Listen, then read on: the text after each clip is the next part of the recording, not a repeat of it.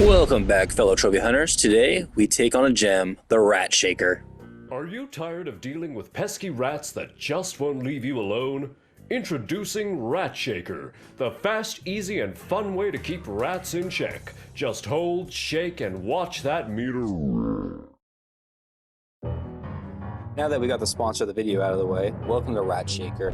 The game has a total of 14 trophies and could take you, if you're gonna speedrun the game and not explore, maybe a total of 30 minutes.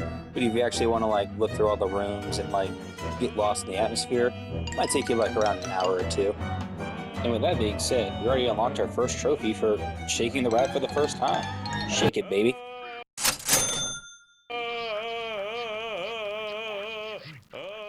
Bro, I just gotta say, just hearing the rat go, oh, it cracked me up the whole freaking playthrough, man. That never gets old.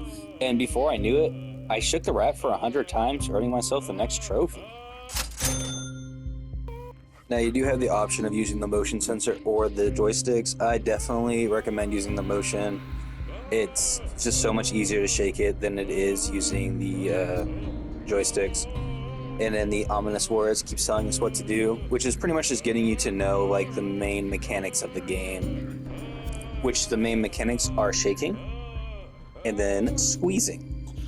And let me tell you, I got a little too carried away with the squeezing. It was telling me to stop, but for whatever reason, I just couldn't, because I was like, what happens if I just keep squeezing it? Does anything happen? And yeah, it does. It dies. But doing this also unlocks another trophy.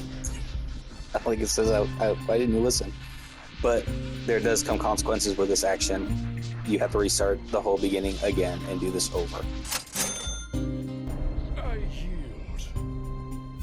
You've broken my will, O great shaker of rats. Now that we are a great shaker of the rats, the house comes before us where all of our answers lie that we need. So we head over there, but before we enter, we think about the choices that we made in our life that led us here to this decision. And after waiting for about a minute, we unlock a trophy. We also get another trophy for finally entering the house. So you need to get your RatShaker meter up by obviously shaking them, and then you're going to squeeze to use the power that the rat shaking gives you.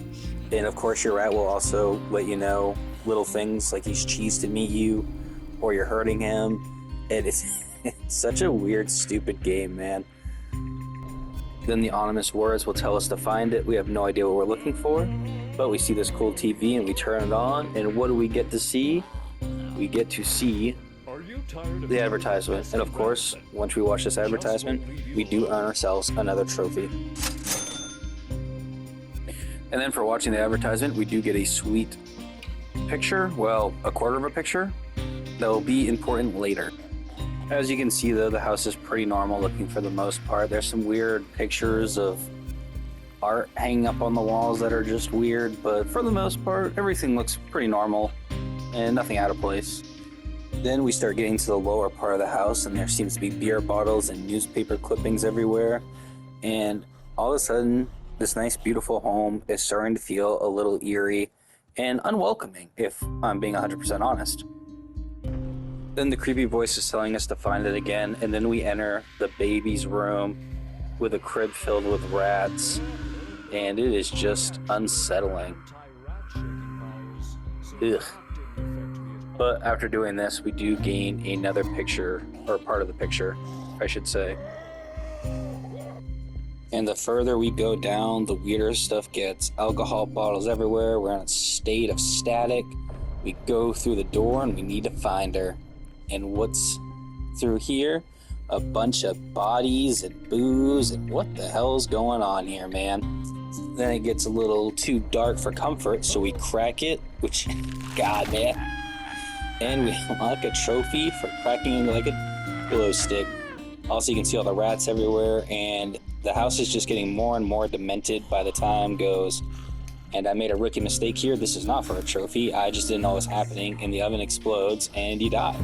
But we do unlock a trophy for unlocking the glow stick rat. The more parts of pictures we find, the more demented the house gets. We get blood sinks, We get toilets that freaking explode filled with blood. This whole area just gets crazier and crazier. There'll be distorted rooms with creepy pictures. There's blood bags on the walls. The house turns into a crazy bar and maze and so dark. So you have to keep shaking the rat to get the light back on. But it just gets creepier and creepier till we eventually reach like an underground bunker section that gets even more creepier. You'll find meat locker rooms. You'll find just random bodies everywhere. There'll be like sacrificial rooms. It just turns from being a normal house to a crazy underground bunker filled with blood and whatever the hell is going on in here, man. And now the further that we're into this basement, they add a new mechanic. You have to find the generator to activate the switch to get further down because we need to find answers. And once we activate the generator, we'll be able to get through the door, which doing the generator also unlocks us another trophy. Also, hot tip, if you don't do what the generator says when it says to do it, like when it tells you to shake, and if you don't stop shaking at the precise moment, that's creepy, you will just die for whatever reason. just a heads up. Let's pop that trophy. And then further in the game, we come up against the scariest thing that we've saw so far, a big giant vagina wall. And the only way to open it is to shake that mouse, man. Now, another pro tip here. You can walk while you shake, and you need to do that for the vagina wall, because if you don't do that, it will enclose on you and it will kill you.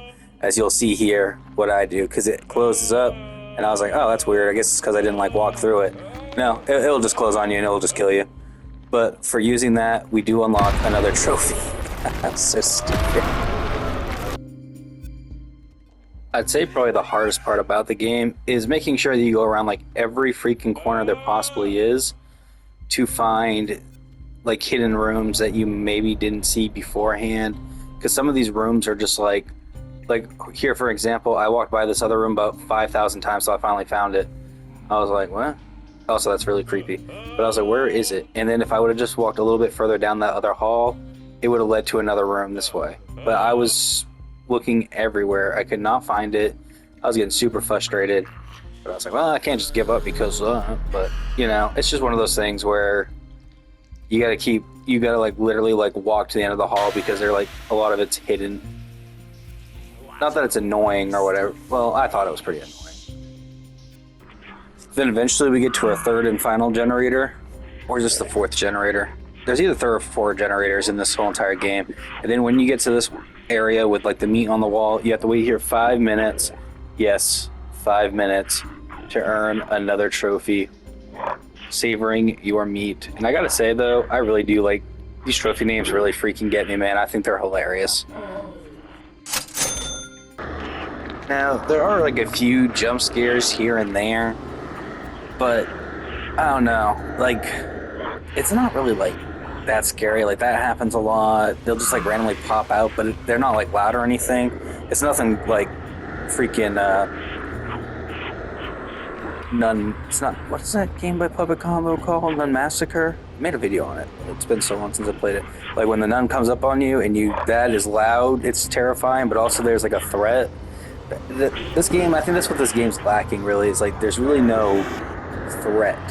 Like, yeah, you'll get the occasional thing that'll pop out at you, but like you're not gonna get hurt or anything, so it kind of takes away like the scariness for me. And like the atmosphere is pretty creepy, but like it needs like more music, I would think, because the game's pretty quiet overall besides the rat moaning.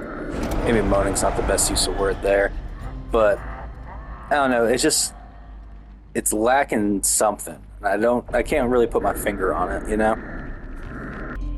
Then eventually the game will lead us down to this, I don't even know if you want to call it a church, underground Satan worshipping weird hanging posters everywhere. And then we have to look at what we've done. The rat gives us our final words.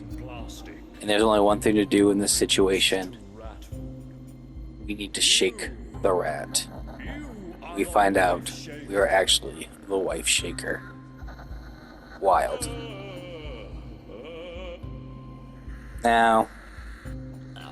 We activate the wife to get our first ending. Yes, there's multiple endings to this game. This part was actually kind of like creepy, I thought. Just like body like figuration like that and stuff kind of just creeps me out. And I cheer on my wife by shaking the rat of glory. Yes, wife, you can do it. Trophy unlocked. Wife shaker.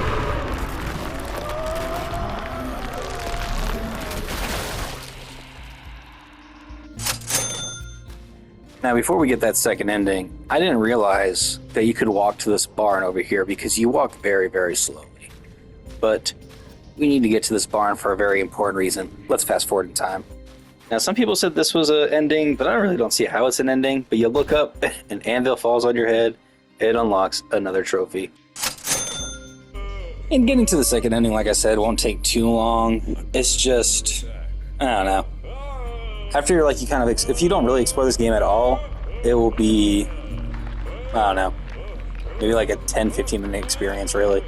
But to get the second trophy, what you're going to want to do this time is you're going to want to wake her up, but this time we're going to run for the hills. And this is the first time like your character will actually run. So I guess it's got that going for it. And like I said, I mean, the game's only $1. And I kind of like stupid, short little horror games. I think they're fun. Maybe I'll do some more. Maybe I'll try the Trophy Horror Fest again, see how that goes. I've been working on my Elden Ring video for like 2 months, trying to like write down the perfect script or whatever. But I mean, if you guys did like the video, please like and subscribe. It means the world to me. We're getting so close to 500, man. Halfway to 1,000. That's pretty cool. And I mean, I appreciate it. Even if you guys just click on the video and don't even do that, even just clicking on the video means a lot to me. I do wish we could have been sprinting through the whole game, though. No lie.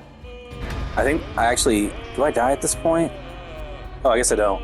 I did die and I had to restart. Thankfully, I just like shut off the game and I turned it back on and I didn't have to like do the whole thing again. I mean, like I said, though, it would only take you like maybe...